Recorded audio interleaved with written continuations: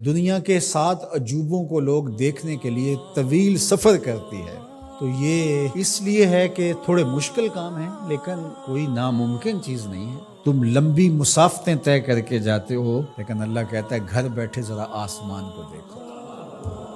1 fit کی tile دنیا کا بڑے سے بڑا معمار بغیر کسی سپورٹ کے یا ستون کے کھڑی نہیں کر سکتا۔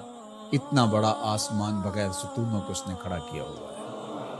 ذرا غور تو کرو، تدبر تو کرو، زمین کو دیکھو، زمین کیسے ہموار کر دی ہے۔ اللہ اکبر، دیکھنے کو تو مٹی ہے، لیکن اس مٹی کے اندر جب بیج ڈالتے ہیں تو مٹی کا رنگ کیسا ہے، اور جو بیج اگتا ہے وہ کونپل کا رنگ سبز ہوتا ہے۔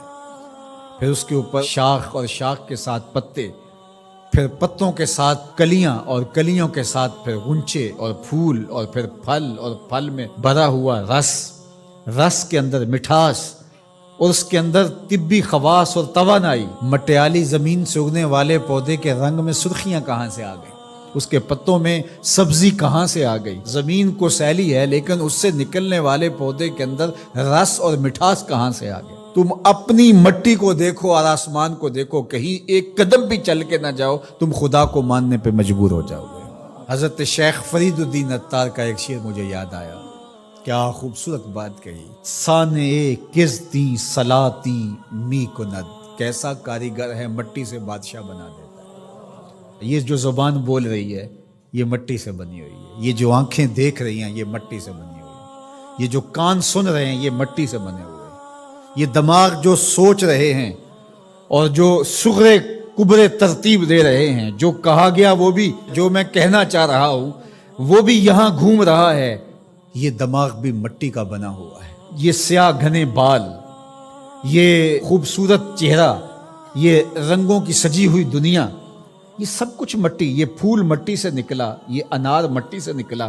انار کے اندر جو پیکنگ ہے یہ مٹی کی بنی ہوئی ہے، اس کے اندر جو رس رکھا ہوا ہے، بھرا ہوا ہے، وہ بھی مٹی سے پیدا ہوا ہے، اس کے اندر مٹھاس بھی مٹی سے آئی۔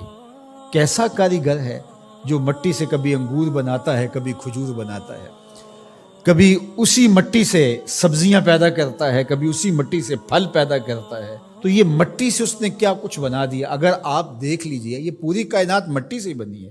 یہ جو خوبصورت میز آپ کو دکھ رہی ہے یہ کہاں سے نکلی؟ یہ درخت سے آئی نہ، درخت کہاں سے نکلا؟ یہ مٹی سے نکلا۔ یہ لوہا کہاں سے نکلا؟ یہ مٹی سے نکلا۔ یہ ستون کہاں سے آیا؟ مٹی سے۔ یہ قالین کہاں سے آیا؟ یہ جو کپاس اگتی ہے اور یہ کپڑے بنتے ہیں یہ کہاں سے آئے؟ آپ بولیں گے مٹی سے۔ اپنے عضو کو دیکھ لیجئے، یہ سب مٹی سے بنے ہیں۔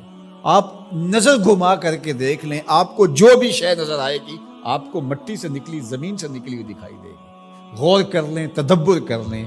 اللہ اکبر، یہ شہنشاہ، یہ کج کلا، یہ کاریگر، یہ شاعر، یہ ادیب، یہ فلسفی، یہ بال کی کھال ادھیڑنے والے، یہ باتوں میں حسن پیدا کرنے والے، یہ شعر و دنیا کے بڑے بڑے جادوگر، یہ کہاں سے نکلے؟ جواب آیا مٹی سے نکلے۔ واختلاف اللیل والنہار، دن اور راتوں کا بدلنا۔ اب سورج کی روشنی اتنی ہے کہ ماحول منور ہے، پھر دھیمی دھیمی تاروں کی چھاؤں ہوگی۔ کبھی دن آتا ہے، کبھی رات آتی ہے، کبھی صبح کا سپیدہ نمودار ہوتا ہے، کبھی شام کے دھندلکے ہوتے ہیں، کبھی کالی رات دبیز چادر اوڑے آ جاتی ہے، کبھی چٹا دن ہوتا ہے، کبھی گرم دھوپ ہوتی ہے، کبھی کڑکتی دوپہر ہوتی ہے، کبھی برستی بارش ہوتی ہے، کبھی گھر کے سرمئی بادل آ جاتے ہیں، کبھی کوسے قزا کی رنگینیاں ہوتی ہیں، کبھی دھنک کی شوخیاں ہوتی ہیں، کبھی بادلوں کی اوٹ سے جھانکتا ہوا چاند دکھائی دیتا ہے، کبھی سورج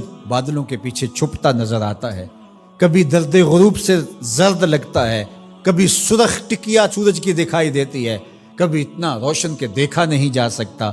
چاند کبھی جوان ہوتا ہے، کبھی بدر تمام ہوتا ہے، کبھی کھجور کی خشک ٹہنی کی طرح ہوتا ہے، کبھی اتنا باریک ہوتا ہے کہ لوگ دور سے دیکھ رہے ہوتے ہیں، دکھائی نہیں دیتا۔ کیا رنگ ہیں، کیا جمال ہے، کیا کیفیت ہے۔ والفلک التی تجری فی البحر، اور کشتیاں جو سمندر میں تیر رہی ہیں۔ 1 فٹ کا لوہا لے کر کے آپ پانی میں پھینکو، ڈوب جائے گا، لیکن ہزاروں ٹن وزن لیے ہوئے اس میں لوہا بھی ہے اور بھی چیزیں ہیں، ایک جہاز پانی میں تیرتا ہوا ایک ساحل سے دوسرے ساحل تک پہنچ جاتا ہے، ڈوبتا نہیں ہے۔ وما انزل اللہ من السماء من ماء، اور آسمان سے بارش برستی ہے، گھر کے بادل آتے ہیں، کبھی بوندا باندی ہوتی ہے، کبھی موسلادھار بارش ہوتی ہے، آسمان سے پانی اترتا ہے، کبھی برف کی شکل میں، کبھی شبنم کی صورت میں، کبھی بارش کی شکل میں، اور پھر کیا ہوتا ہے؟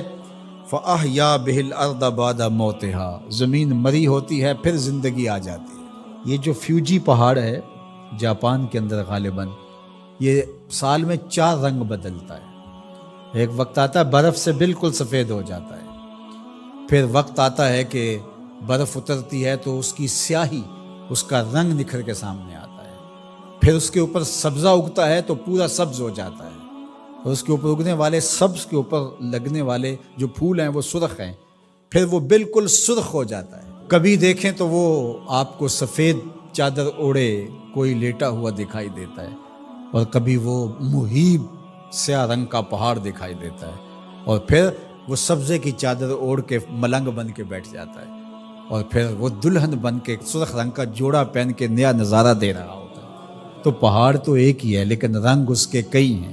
لآیات لقوم یعقلون، اللہ فرماتا ہے یہ نشانیاں ہیں اہل عقل کے لیے، اگر وہ تدبر کریں، غور کریں، تفکر کریں۔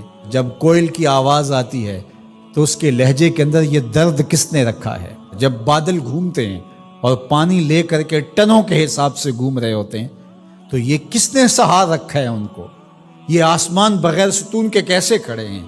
یہ زمین سے سبزے کیسے اگتے ہیں؟ ہم آکسیجن اپنے لیے ان ہواؤں سے کیسے کشید کرتے ہیں؟ رحم مادر کے اندر نقش و ونگار کیسے بنتے ہیں؟ زندگی کی رمق کیسے آتی ہے؟ حیات جاویداں کا نور کیسے ملتا ہے؟ رنگوں کی کائنات کیسے آباد ہوتی ہے؟ بچپن سے لڑکپن، لڑکپن سے جوانی، جوانی سے بڑھاپا، اللہ اکبر، اسی کی شانیں ہیں۔ تو کہا اگر تم غور کرو، تدبر کرو تو تم اس کے وجود کا انکار نہیں کر سکتے، اور جس تمہارے ایک رب نے یہ سب کچھ پیدا کیا، تمہارا حق ہے کہ تم اسی کو معبود مانو۔ تمہاری پیشانی، تمہاری جبین